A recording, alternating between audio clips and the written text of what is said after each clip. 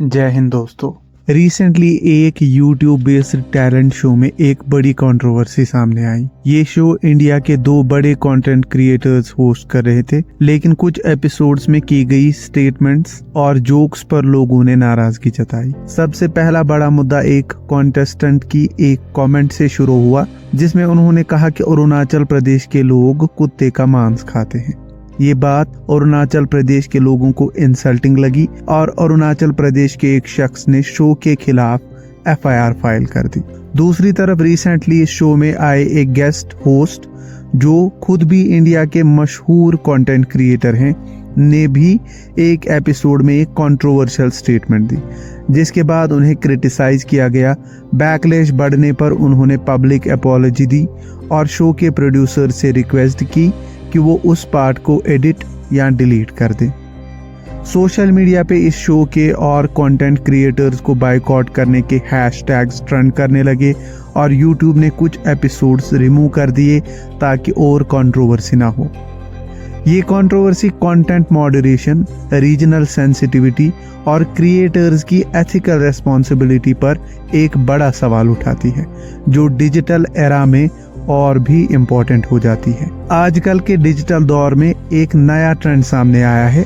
Entertainment के नाम पर वल्गैरिटी और बदतमीजी, डैंग कंटेंट के नाम पर गाली गलौज और अभद्र भाषा का इस्तेमाल हो रहा है, जो बच्चों और नौजवानों के लिए एक डेंजरस प्रेसिडेंट सेट कर रहा है। इसका सीधा असर हमारी सोसाइटी की मॉरल वैल्यूज पर पड़ रहा है। न सिर्फ सोशल मीडिया बल्कि बॉलीवुड और टेलीविजन और OTT प्लेटफॉर्म्स इसी नाव में सवार हैं। पहले बॉलीवुड सिर्फ फैमिली ओरिएंटेड और सोशली रेस्पॉन्सिबल मूवीज बनाता था, लेकिन आज के टाइम में डार्क, हाइपर मैस्कुलाइन और वायलेंट मूवीज डोमिनेट कर रही हैं। 2023 में रणबीर कपूर की आई मूवी एनिमल एक ब्लॉकबस्टर थी, लेकिन इस मूवी में एक्सट्रीम वायलेंस, एग्रेशन और फाउल लैंग्वेज का इस्तेमाल किया गया। ये मूवी मर्दों को एक हाइपर एग्रेसिव और इमोशनलेस मॉन्स्टर के रूप में दिखाती है। जो लोग ऑलरेडी एग्रेसिव बिहेवियर रखते हैं, उनके लिए ये एक टॉक्सिक इन्फ्लुएंस बन सकती है। ये सिर्फ एक मूवी नहीं है, इससे पहले भी और मूवीज बनी हैं जिनके ट्रेंड का नतीजा एनिमल मूवी का बनना है। 2019 में आई कबीर सिंह एक टॉक्सिक रिलेशनशिप को जस्टिफाई करने वाली मूवी, जिसमें मिसोजिनी और मेल डोमिनेंस को ग्लोरीफाई किया गया। 2021 में आई पुष्पा और अब रिसेंटली उसका पार्ट 2 एंटी हीरो ग्लोरिफिकेशन, जिसमें क्राइम और वायलेंस को कूल बना दिया गया। 2018 और 2022 में आई KGF मूवी के 2 पार्ट्स हाइपर मैस्कुलिनिटी और गैंग वायलेंस को प्रमोट करने वाली फिल्म्स हैं। ये मूवीज लोगों के दिमाग में ये बिठाने की कोशिश करती हैं कि मर्द वही जो वायलेंट हो, जो अपनी बात मनवाने के लिए फोर्स यूज करे, जो एब्यूजिव लैंग्वेज बोले। इन चीजों का सोशल इम्पैक्ट क्या है? एक रिसर्च जो हार्वर्ड यूनिवर्सिटी के सेंटर फॉर मीडिया स्टडीज ने पब्लिश की थी, उसमें ये देखा गया कि जो लोग वायलेंट और एब्यूजिव मूवीज देखते हैं, वो रियल लाइफ में भी ज्यादा एग्रेसिव और इम्पल्सिव बिहेवियर दिखाते हैं। इन मूवीज और कंटेंट से न सिर्फ युवा बल्कि बच्चे भी इसका शिकार बनते हैं और बच्चों पर इसका नेगेटिव असर पड़ता है। आज का डिजिटल कंटेंट सिर्फ एंटरटेनमेंट का जरिया नहीं, बल्कि एक पावरफुल मीडियम बन चुका है, जो बच्चों की सोच और व्यवहार पर सीधा प्रभाव डालता है। जब एक छोटी उम्र का बच्चा बार बार एब्यूजिव और वल्गर कंटेंट देखता है, तो उसका सबकॉन्शियस माइंड उसे नॉर्मल मान लेता है। एक स्टडी जो यूनिवर्सिटी ऑफ मिशिगन में हुई थी, उसमें ये पाया गया कि अगर बचपन में ही एक बच्चा एग्रेसिव या वायलेंट कंटेंट कंज्यूम करे, तो बड़ा होते होते उसका इमोशनल रेगुलेशन वीक हो जाता है। वायलेंस और रियलिटी का एक कॉम्प्लिकेटेड कनेक्शन है। जर्नलिस्ट रिसोर्स में एक स्टडी पब्लिश हुई, जिसके मुताबिक मीडिया वायलेंस और रियल वर्ल्ड क्राइम में एक कॉम्प्लिकेटेड कनेक्शन है, जिसमें मीडिया का इन्फ्लुएंस एग्रेशन को एम्पलीफाई कर सकता है। एक और research paper, the influence of media violence on youth, जिसे क्राइग ए एंडरसन जेम्स डी जॉनसन और डैनियल लिंस और भी कई रिसर्चर्स ने लिखा और फिर ये research paper university of Michigan ने पब्लिश किया। इनकी तरफ से की गई इस रिसर्च के मुताबिक violent TV, films, video games और म्यूजिक का सीधा असर बच्चों और नौजवानों के एग्रेसिव बिहेवियर और वायलेंट टेंडेंसीज पर पड़ता है। शॉर्ट टर्म एक्सपोजर से एग्रेसिव थॉट्स, इमोशंस और फिजिकल वायलेंस बढ़ती है, जबकि long term exposure habitual aggression को डेवलप करता है। पेरेंटल गाइडेंस और मीडिया कंट्रोल से इसके नेगेटिव इफेक्ट्स को रिड्यूस किया जा सकता है। स्टडीज ने यह भी दिखाया है कि वायलेंट कंटेंट देखने वाले लोग रियल लाइफ वायलेंस को भी नॉर्मल समझने लगते हैं। मीडिएटेड इंटरवेंशंस और अवेयरनेस प्रोग्राम सोसाइटी के मॉरल डिके को रोकने के लिए बहुत ज़रूरी हैं, ये इस रिसर्च का कहना है। एक और रिसर्च जो अमेरिकन साइकोलॉजिकल एसोसिएशन ने पब्लिश की थी, उसमें देखा गया कि जो बच्चे पेरेंटल गाइडेंस के बिना सोशल मीडिया और यूट्यूब पर ज़्यादा टाइम बिताते हैं, उनका बिहेवियरल एग्रेशन और इम्पल्सिविटी ज़्यादा होती है। MDPI ने study on digital media and child psychology पे एक रिसर्च की। 2019 में की गई इस रिसर्च के मुताबिक ये देखा गया कि जो बच्चे एब्यूजिव और वायलेंट गेमिंग या कंटेंट देखते हैं, उनमें एग्रेशन का लेवल ज़्यादा होता है। अब भारत के संदर्भ में इस बात को देखते हैं। इंडिया में बहुत सारे यूट्यूबर्स बिना किसी कंटेंट मॉडरेशन के ऐसे वीडियोस बना रहे हैं जो यंग ऑडियंस को अट्रैक्ट करते हैं, लेकिन उसमें वल्गर जोक्स, गालियां और नेगेटिव मैसेजिंग होती है। ऐसे क्रिएटर्स सिर्फ व्यूज और वायरल होने के चक्कर में नए ट्रेंड सेट कर रहे हैं जो बच्चों के लिए बहुत ज़्यादा हार्मफुल है। इस वजह से भारत में सामाजिक और मॉरल वैल्यूज का डिके हो सकता है। हमेशा से इंडियन सोसाइटी को मॉरलिटी और एथिक्स के लिए जाना जाता था, लेकिन अभी जो नए कंटेंट के ट्रेंड्स आ रहे हैं वो इसे धीरे धीरे डिके कर रहे हैं। माजी को देखे तो हमें बहुत सारे एग्जाम्पल्स मिलती हैं सोसाइटीज के कोलैप्स की, जिनमें रोमन एम्पायर का डाउनफॉल एक परफेक्ट एग्जाम्पल है। रोम एक समय पर दुनिया का सबसे पावरफुल एम्पायर था, लेकिन धीरे धीरे सोसाइटी में मॉरल करप्शन, एक्सेसिव एंटरटेनमेंट और सेल्फ इंडल्जेंस आने लगा। लोग सिर्फ अपनी प्लेजर सीकिंग डिजायर्स के पीछे भागने लगे और एम्पायर इंटरनली वीक हो गया। अभी रीसेंट एग्जाम्पल्स की तरफ देखें तो जापान और साउथ कोरिया जैसे देश अपने युवाओं के एक्सेसिव डिजिटल एक्सपोजर और सोशल आइसोलेशन की वजह से अब एक मॉरल क्राइसिस फेस कर रहे हैं।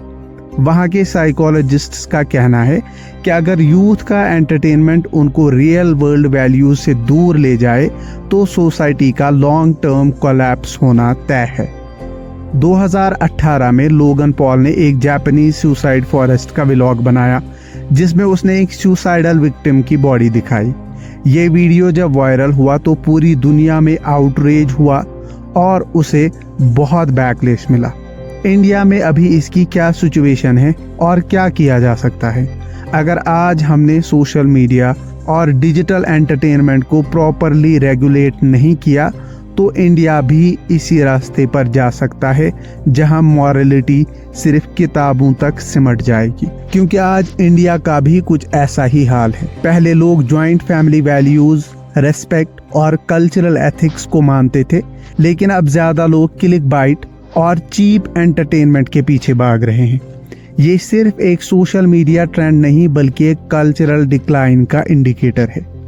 इंडिया में भी कुछ ऐसे कंटेंट क्रिएटर्स हैं जो चीप ह्यूमर और एब्यूजिव कंटेंट बना रहे हैं और उसके बेस पर वायरल हो रहे हैं। जब एक यूट्यूबर सिर्फ गालियों और डिसरेस्पेक्टफुल कॉमेडी के बेस पर फेमस हो जाए तो नए क्रिएटर्स भी वही कॉपी करने लगते हैं। यहाँ एक सवाल है कि क्या इस चीज को कंट्रोल किया जा सकता है? उसका जवाब है हाँ, बिल्कुल कंट्रोल किया जा सकता है। उसके लिए कुछ स्टेप्स लेने होंगे, कुछ हमें कुछ सोशल मीडिया कंपनीज को, कुछ गवर्नमेंट को और कुछ खुद कंटेंट क्रिएटर्स को। यूट्यूब, इंस्टाग्राम और फेसबुक जैसे प्लेटफॉर्म्स पावरफुल हैं, लेकिन उनकी मॉडरेशन पॉलिसीज बहुत ज़्यादा वीक हैं। बहुत बार कंट्रोवर्शियल और अनएथिकल कंटेंट वायरल होता है क्योंकि लोग ऐसे कंटेंट को पसंद करते हैं। पेरेंटल कंट्रोल और अवेयरनेस से भी इस चीज़ को रोका जा सकता है। पेरेंट्स को चाहिए कि वो अपने बच्चों के इंटरनेट एक्सपोजर पर नज़र रखें और उनको रेस्पॉन्सिबल कंटेंट कंजप्शन सिखाएं। गवर्नमेंट इस चीज़ को रेगुलेट कर सकती है। इंडिया में फ़िलहाल सोशल मीडिया कंटेंट के रेगुलेशंस वीक हैं। अगर स्ट्रिक्ट लॉज बनाए जाएं जो यूट्यूब जैसे प्लेटफॉर्म्स को एब्यूजिव और इनअप्रोप्रिएट कंटेंट को फिल्टर करने पर फोर्स करें तो सिचुएशन बेटर हो सकती है। और सबसे इम्पोर्टेंट, खुद content creators, responsible content creators. हम सबको ऐसे क्रिएटर्स को प्रमोट करना चाहिए जो इंफॉर्मेटिव और एथिकल कंटेंट देते हैं। और इसी तरह बॉलीवुड और सिनेमा इंडस्ट्री का भी अकाउंटेबिलिटी चेक करना, उनको अकाउंटेबल ठहराना बहुत ही इम्पोर्टेंट है। फिल्म्स को सिर्फ एंटरटेनमेंट कहकर नहीं छोड़ना चाहिए। अगर एक फिल्म सोसाइटी पे नेगेटिव इम्पैक्ट डाल रही है तो फिल्म मेकर्स को उसके लिए रेस्पॉन्सिबल माना जाना चाहिए। रेटिंग सिस्टम और व्यूअर्स वार्निंग को और स्ट्रिक्ट बनाना चाहिए। अगर आज हमने कुछ नहीं किया, अगर ये ट्रेंड ऐसे ही बढ़ता रहा तो इंडिया का कल्चर धीरे धीरे चीप एंटरटेनमेंट और वल्गैरिटी में कन्वर्ट हो जाएगा। इससे हमारे फ्यूचर पर एक काला बादल मंडरा रहा है। बचपन से ही बच्चे एब्यूजिव और डिसरेस्पेक्टफुल लैंग्वेज सीख जाएंगे। रिलेशनशिप्स और फैमिली वैल्यूज डिग्रेड हो जाएंगी क्योंकि एग्रेशन और सेल्फिशनेस नॉर्मल हो चुकी होगी। सोशल मीडिया और मूवीज सिर्फ टॉक्सिक मैस्कुलिनिटी और एक्सट्रीम बिहेवियर को प्रमोट करेंगे। इंडिया का मॉरल फैब्रिक धीरे धीरे रोम की तरह कोलैप्स हो जाएगा। अब एक सवाल आपसे कि क्या आप इससे लड़ने को तैयार हैं? क्योंकि ये सिर्फ एक स्मॉल स्केल इशू नहीं है, बल्कि एक कल्चरल, मॉरल और एथिकल वॉर है जो हम हार रहे हैं। अगर अभी भी सोसाइटी, पेरेंट्स और यूथ रेस्पॉन्सिबल कंटेंट का सपोर्ट नहीं करेंगे और इन कंटेंट क्रिएटर इस बात पर मजबूर नहीं करेंगे कि वो अच्छा कंटेंट उनको प्रोवाइड करें, तो कल हमें इसके नेगेटिव इफ़ेक्ट से बचना बहुत मुश्किल हो जाएगा। अगर आज हमने सोशल मीडिया और डिजिटल एंटरटेनमेंट को प्रॉपरली रेगुलेट नहीं किया तो इंडिया भी इसी रास्ते पर जा सकता है जहां मॉरलिटी सिर्फ किताबों तक सिमट जाएगी। अगर आज हमने इस प्रॉब्लम पर एक्शन नहीं लिया तो अगले 10-15 वर्षों में इंडियन सोसाइटी एक ऐसी डायरेक्शन में चली जाएगी जहां मॉरलिटी सिर्फ एक पुरानी बात बनकर रह जाएगी। अगर आज के यूट्यूब कंटेंट क्रिएटर्स सिर्फ व्यूज और एंगेजमेंट के लिए ऐसे कंटेंट बनाते रहे जो सोसाइटी में नेगेटिव और टॉक्सिसिटी स्प्रेड करे, तो नए लोग भी इसी ट्रेंड को फॉलो करेंगे। ये एक सेल्फ परपिचुएटिंग साइकिल है जो इंडियन यूथ के माइंडसेट और वैल्यूज़ को करप्ट कर सकता है। हमें हिस्ट्री से यही सीख मिलती है कि माजी में बहुत सी सिविलाइजेशंस अपनी मॉरल करप्शन की वजह से ख़त्म हुई हैं, चाहे वो रोम का डाउनफॉल हो, ओटोमन एम्पायर का कोलैप्स हो या फिर सोवियत यूनियन का मॉरल डिके हो। हर जगह एक कॉमन पैटर्न दिखता है। जब एक सोसाइटी सिर्फ एंटरटेनमेंट और सेल्फ इंडल्जेंस के पीछे भागती है तो वो धीरे धीरे ख़त्म होने लगती है। अगर हम आज भी नहीं जागे तो कल बहुत लेट हो चुका होगा। डैंग कंटेंट का ट्रेंड सिर्फ एक छोटी डिजिटल प्रॉब्लम नहीं बल्कि एक लॉन्ग टर्म कल्चरल डिके का इंडिकेटर है। डिजिटल दुनिया पावरफुल है लेकिन उसका सही इस्तेमाल करना हम सब की जिम्मेदारी है।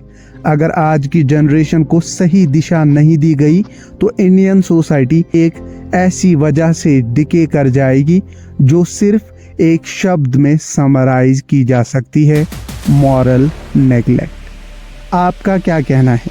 क्या मूवीज़ और यूट्यूब कंटेंट को रेगुलेट करना चाहिए? क्या एब्यूजिव और वायलेंट एंटरटेनमेंट नॉर्मल हो चुका है?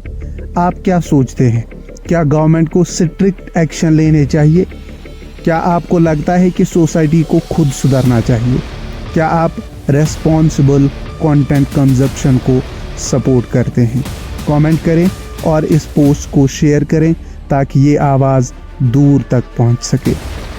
आज की इस वीडियो में इतना ही। एक और वीडियो लेकर आपकी खिदमत में फिर हाजिर होंगे। जब तक जय हिंद।